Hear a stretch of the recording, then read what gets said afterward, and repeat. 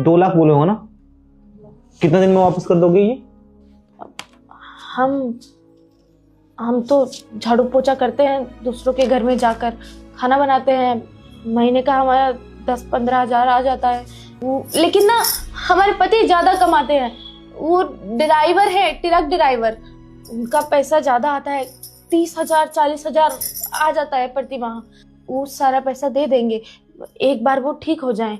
अब उनका ठीक होने में तो लगभग ऑपरेशन के बाद 6 महीने का टाइम तो लगेगा साहब।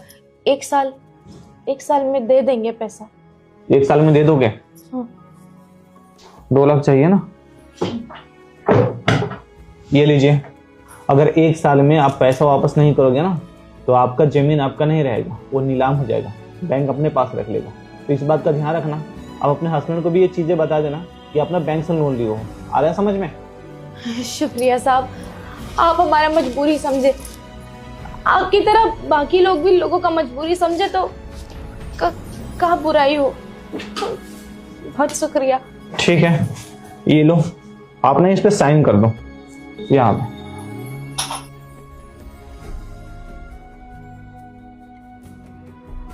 ठीक है, जा सकते हो आप। शुक्रिया।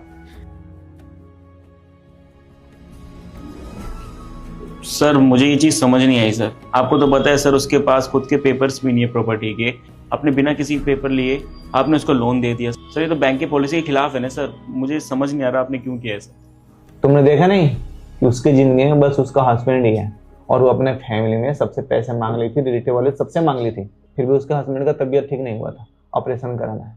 और बैंक अगर इस सिचुएशन में मदद नहीं करेगा तो कौन करेगा?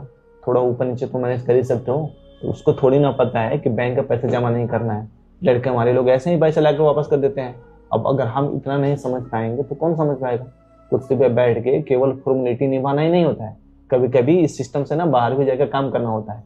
क्या फर्क पड़ता है? 2 लाख रुपए अगर वो नहीं ही देगी तो तुम हमारे अकाउंट से मैनेज कर लेना, ठीक है? कभी कभी लोगों का हेल्प ही कर देना चाहिए, उसका तो कोई नहीं है ना। तुम अगर हेल्प कर दोगे तो उसको तो एक उम्मीद मिल जाएगा ना, उसका हस्बैंड ठीक हो जाएगा, पैसे तो कभी ना कभी लाके वो वापस कर ही देगी।